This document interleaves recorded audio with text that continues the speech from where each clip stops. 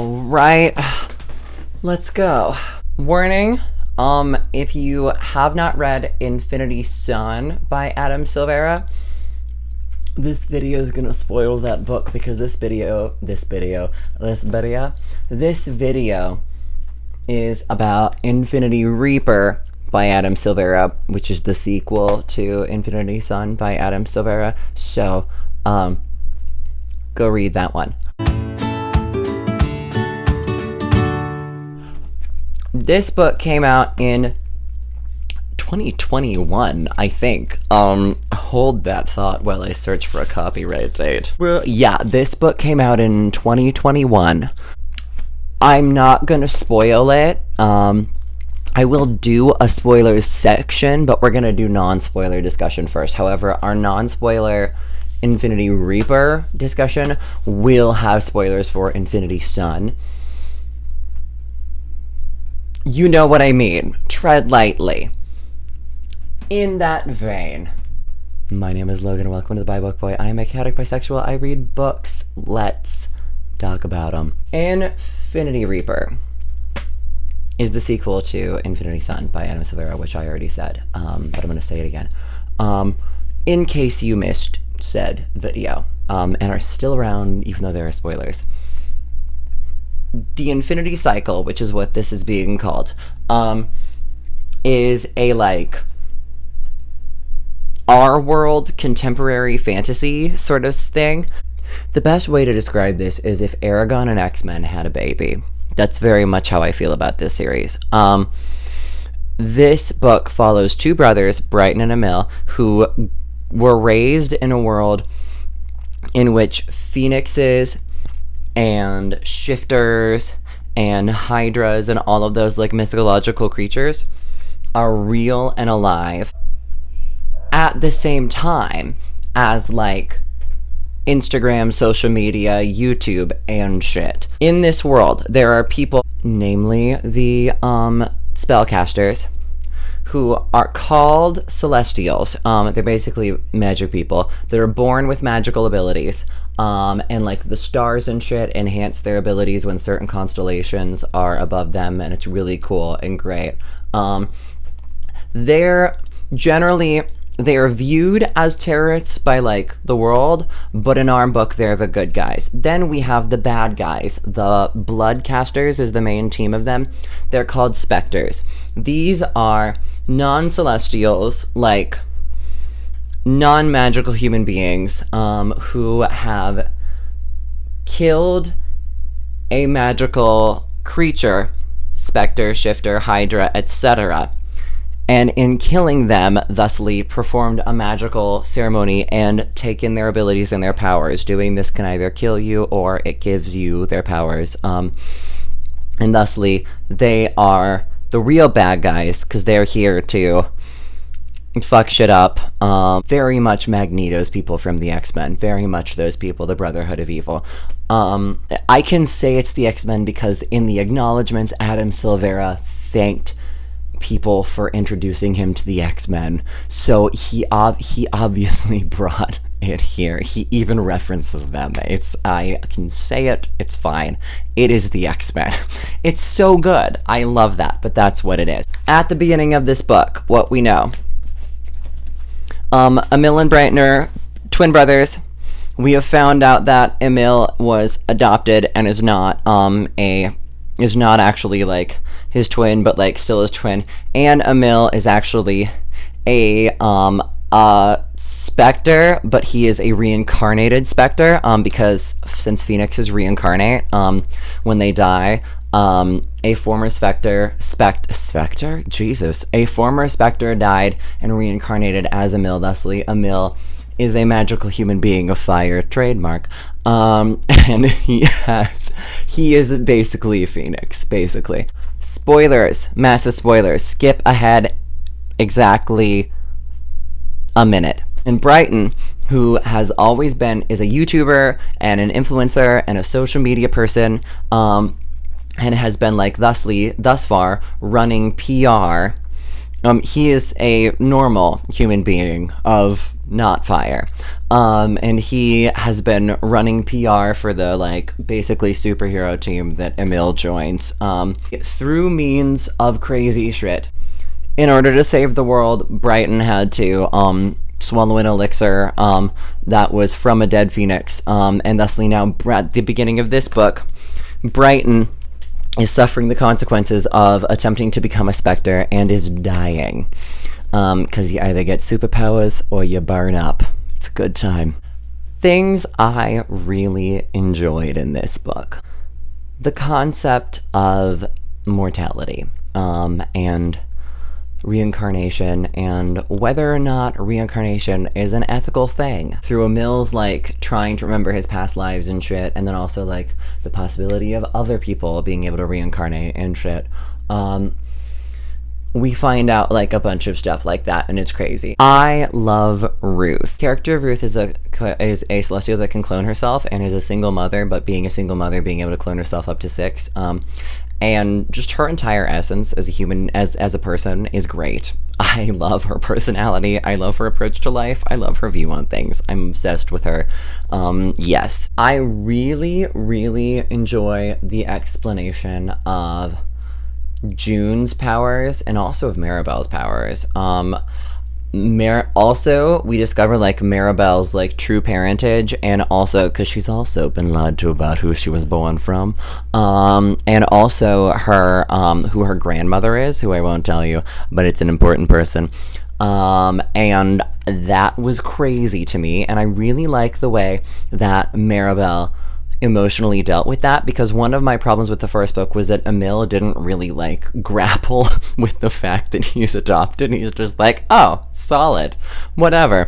And, like, other people around him were grappling about being adopted, about him being adopted, but he wasn't really talking about it. It was like everyone else was talking about it, which honestly might be what it's like now that I think about it, because I'm not adopted now that I know of. But I feel like most people who I hear who, like, loudly say their opinions about adoption are people who were not adopted. And that's an interesting thing in society that I did not realize Adam Silvera was commenting on until I said that. So I guess on that journey, I like the way that this book handles adoption.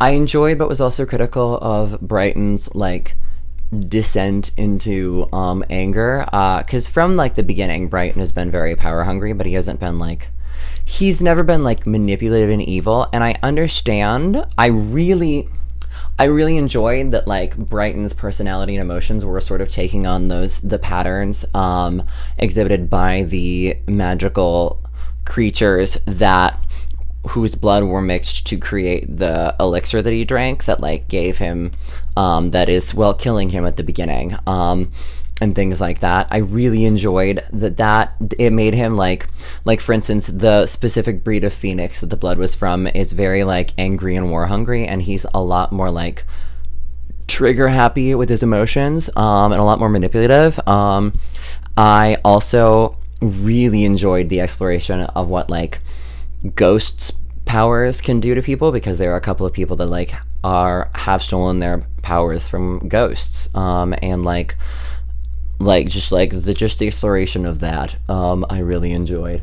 This is so hard to talk about without spoiling it, but it was written in 2021, so I don't want to spoil it for you. Oh, Ness and his father's story arc is dark as shit. So Ness is, like, our front and center bisexual representation, and it makes me happy.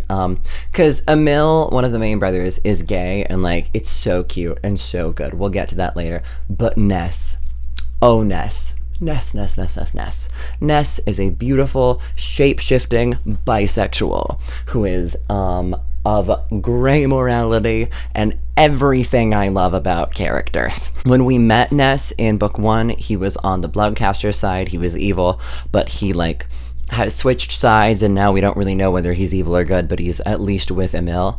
And at the end of book 1, Ness is captured pretending to be Emil by the government. Now, there's, like, a big spoiler for book 1. Ness's dad is currently running for president. And like one of his campaign things is like sympathy things is that like according to the public, Ness died in this big disaster blackout that happened before book 1. But that didn't happen. The blackout was staged to kill Ness. It's a whole fucking thing. And now his dad has him in custody, is keeping him in a panic room of sorts underneath their house, and is torturing the shit out of him, and is forcing him to use his shapeshifter powers to impersonate different people to like enhance his political campaign for the presidency. That storyline is very dark, is a really well fleshed out depiction of parent-child manipulation, and is a great exploration of what it actually means to love a child. I also enjoyed, in that vein, Wyatt, who is oh god, what are they called? They're Phoenix Riders. They're protectors of the Phoenixes. The Knights of Knee. No. I will look it up later and tell you. This is Editing Logan coming to tell you that Video Logan is a dumbass. They're called Halo Knights. So they're these knights that are like sworn religiously to protect the phoenixes and like take care of them when they like reincarnate and regenerate and all that fun stuff. And there's one of the like head honchos of these knights is named Wyatt. Emil and Co. End up in the care of these knights. Wyatt is just the British himbo of this book.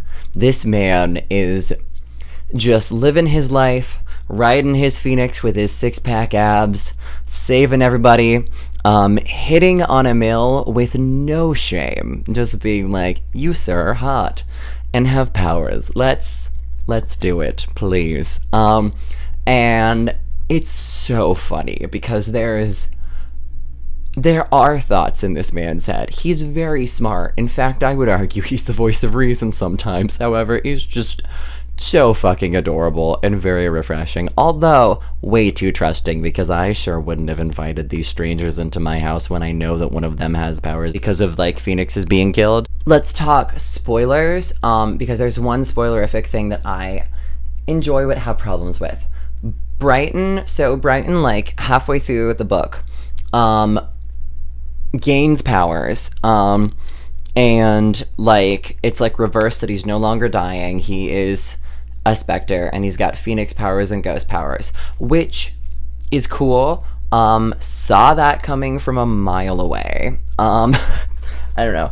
And also because of that, Brighton, like because of his powers and his abilities and like his dreams of being like a superhero come true, he starts like quickly going down the path of like evil, like very much like an optimistic version of Darth Vader is kind of what I'm picturing here, complete with the hotness, because Darth Vader is hot, Anakin is hot. That that helmet, we'll unpack that later. Anyway, there's this whole there's a very interesting way of approaching his descent into being the evil brother that I really like, but I also don't know if it fully worked. Because Brighton's whole approach to it is that he is very much okay with the anti-hero life. He's okay to kill and do whatever, like literally do whatever it takes to stop the Bloodcasters and get his loved ones out of harm's way and stop the Senator. Whereas Emil and like Wyatt and Iris and all the others are very much like, no, we have to do this by the book. We don't kill people. We're good people. You know, we're the good guys. We can't get too dark. And like, while, yeah, idealism is a great thing, I also think that Brighton is correct in most of his decisions here. Like, there's this whole battle at the end where Stanton is about to kill Emil and Brighton kills Stanton. And afterwards, everyone's like being all judgy to him and being like, you have to give up your powers, because Brighton enjoyed killing Stanton. They saw him smile as he killed Stanton, which, yes, it's scary that he enjoyed killing. That's not a good thing. However, it's a good thing that he killed him. Otherwise, Emil would have died. I'm like, why are we arguing about this? Maybe it was just because, like, I sympathize with Brighton, even though I found him very annoying in this book because he would not shut up about just anything. He was so whiny. I understand where he's coming from, and I also think he was in the right. I think he was in the right, and they're villainizing the person that was in the right. I'm not going to say any more. All I'm going to say is this book is a 5-star from me, as was the first book. If you haven't read them, go fucking read them. I am so excited for the third. There better be a third book with that ending. I'm sure there's a third book coming out because it was a cliffhanger ending again. So I guess in 2022, Adam Silvera, please and thank you, deliver us a third book, because I need to know what happens to my boy Ness. Thanks for sticking around and helping out. Make sure to like and subscribe for more chaotic bisexual content, and hit that notification bell so you can get my videos whenever I decide to post them. This has been the Bi Book Boy. I am saying bye.